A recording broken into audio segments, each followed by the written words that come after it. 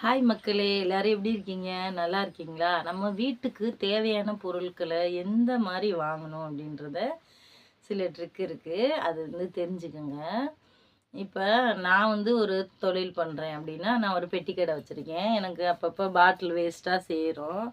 அந்த பாட்டில்களை நான் தூக்கி போட மாட்டேன். யாராவது கேட்டால் கொடுப்பேன். இல்லைன்னா என்ன பண்ணுவேன், ஒரு சாக்கில் போட்டு போட்டு நிறையா பாத்திரம் வாங்கலாம் அப்படின்றதுக்காக சேர்த்து சேர்த்து வச்சுருப்பேன். நம்ம இப்போ ஒரு புதுசாக வீடு கட்டுறோம்னா வைங்களேன், அப்போ தேவைப்படும்ல. அப்போ அதனால் என்ன பண்ணுவேன், நிறைய பாட்டில்கள் சேர்த்து வச்சு அந்த பொருளை வாங்கி வச்சா நம்ம ஒரு வீடே வாங்கிட்டோம் கட்டிட்டோம் அப்படின்னா அப்போன்னு போய் பாத்திரங்கள் வாங்க தேவையில்லை அப்படின்றதுக்காக நான் சேர்த்து சேர்த்து வைப்பேன். இதுதான் என்னோட இது. பாருங்க, நல்லா இருக்கா? இதோட விலை என்னன்னா 320 ரூபா. தெரியுதானு பாருங்க, 320 ரூபா. நல்ல நல்ல பாத்திரமா இருக்குது. இதை எப்படி வாங்கினேன் அப்படின்னா, நிறைய கடையில் வேஸ்ட்டு பாட்டில் இதெல்லாம் நான் சாக்கில் போட்டு சேர்த்து சேர்த்து வச்சுருந்தேன்.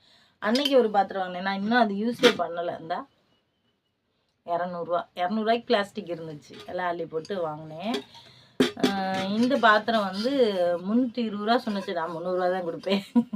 எப்படி கொடுப்பேன்னா, காசாக கொடுக்க மாட்டேன். அது நல்ல பையன், எப்போதும் என்கிட்ட வாங்கும். நான் என்ன பண்ணுவேன், கொஞ்சம் கொஞ்சமாக பாட்டில்கள் சேரும்போது ஒரு சாக்கில் போட்டு சேர்த்து சேர்த்து வச்சுக்கிடுவேன். சேர்த்து வச்சுட்டு ஃபோன் பண்ணுவேன். அப்படி இல்லைன்னா, அக்கா நான் இங்கே இருக்கேங்க்கா, நான் வரேங்க்கா, என்ன கிழமை வரேங்க்கா அப்படின்னா எடுத்துக்கிடுத்து ஒரு சாக்கில் போட்டு கட்டி வச்சுருவேன். கட்டி வச்சோன்னா அந்த பையன் என்ன பண்ணும், எடையை போட்டு அப்படியே எடுத்து போட்டுட்டு, நான் இல்லை தம்பி, எனக்கு காசெல்லாம் வேணாம், எனக்கு வீட்டுக்கு தேவையான நான் பொருளாக எடுத்துக்கிறேன் அப்படின்னு சொல்லி, சரிக்கா எடுத்துக்கங்க அப்படின்னு சொல்லி எப்போவுமே நான் அதை தான் பண்ணுவேன். ஏதாச்சும் ஒன்று வீணாக போயிடும், உடஞ்சி போயிடும், ஓட்டையாக போயிடும். நம்ம அடுப்பில் வைக்கிறோம், போட்டு தேய்க்கிறோம்மா, மண் இதெல்லாம் வச்சு தேய்க்கிறோம், பளிச்சுனா இருக்கா, அப்போ ஓட்டையாக போயிடும். எல்லாத்தையும் சேர்த்து வச்சு அந்த பையன்கிட்டே போட்டுட்டு அதுக்கிட்டே திரும்ப திரும்ப பொருள் வேணுங்கிறத நான் வாங்கிக்கிறேன். வேறு யார்கிட்டையும் வாங்க மாட்டேன். அந்த பையன் வாடிக்கையாக இங்கே இந்த ஊருக்கு வர பையன், பட்டத்தலைச்சி. டீ போட்டு கொடுப்பேன், குடிக்கும், நல்லா பேசும், ஜிபே பண்ணி விடுவேன், எல்லாம் பண்ணும். அதனால் காசு யாருக்காவது இல்லைன்னா ஜிபே பண்ணி விடுவேன்.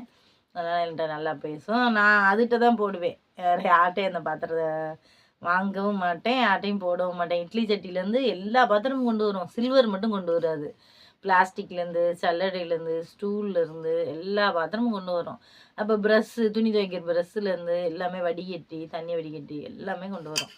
அதனால் நான் அந்த பையன்கிட்ட வாடிக்கையாக வீட்டுக்கு தேவையானது என்னது இல்லை அப்படின்னா, உடஞ்சி போச்சு, பிளாஸ்டிக்லாம் உடஞ்சி போச்சு அப்படின்னா ஒரு இதில் போட்டு போட்டு சேர்த்து வச்சுருவேன்.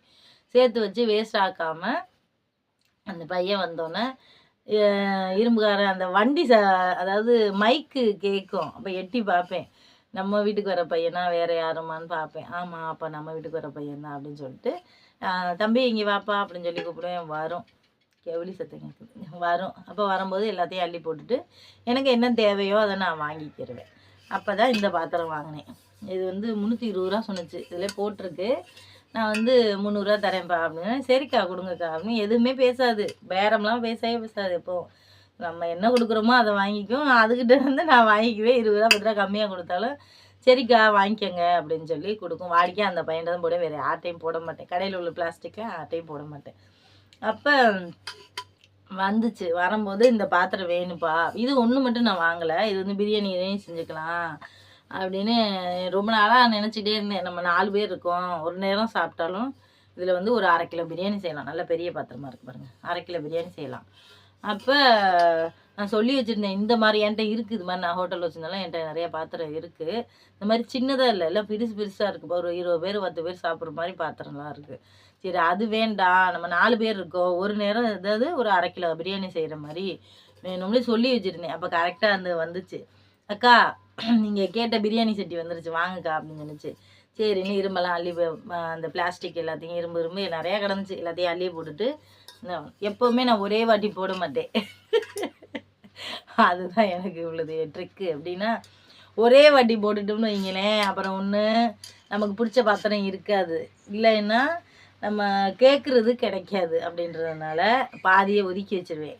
பாதியை தேவைக்கான எவ்வளோக்கு காசு, ஏன்னா நானும் திராசை வச்சுருக்கேன்ல, எவ்வளோக்கு இருக்கோ அவ்வளவு நான் முன்னாடியே ஒரு கெஸ் பண்ணி வச்சுருவேன். சாக்காக கட்டி வச்சுருவேன், எவ்வளோக்கு இருக்கும் அப்படின்றது எனக்கு தெரியும்.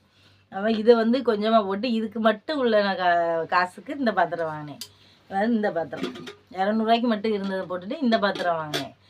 அப்போ மறுபடியும் கொஞ்சம் நான் சேர்த்து இந்த பக்கம் இடம் இருக்கனால கொஞ்சம் சேர்த்து வச்சுருந்தேன், போடலை. நான் அடுத்த வாட்டி வந்தால் இன்னும் கொஞ்சம் சேர்த்து வச்சு இதோட சேர்த்து போடுவோம், நல்ல பொருளை வாங்குவோம் அப்படின்னு சொல்லிட்டு இந்த பொருளுக்கான வெயிட் இருக்கிற வரைக்கும் பாட்டில்களை சேர்த்து வச்சு இந்த பொருள் வாங்கினேன்.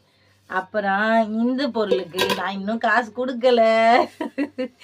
எப்படி அப்படின்னா, அது வந்து வாடிக்கையாக வர பையன், நான் அதை தவிர வேறு யார்ட்டையும் போட மாட்டேன்.